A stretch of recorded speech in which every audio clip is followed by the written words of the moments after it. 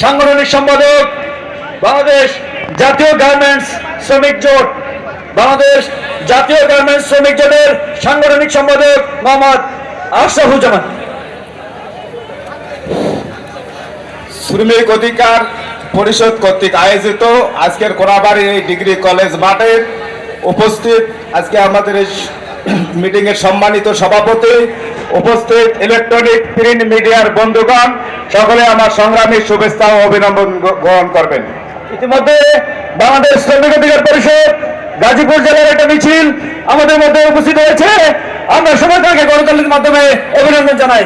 আপনারা যারা মিছিলটি নিয়ে এসেছেন আমাদের মঞ্চে বসে পড়ুন।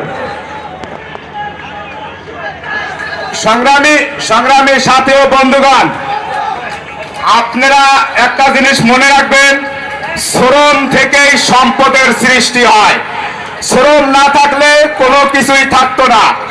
আজকের এই প্রযুক্তি উন্নতি ঘটছে এই শ্রমের কারণে, তাই প্রথমেই শ্রম, তারপরে শিল্প।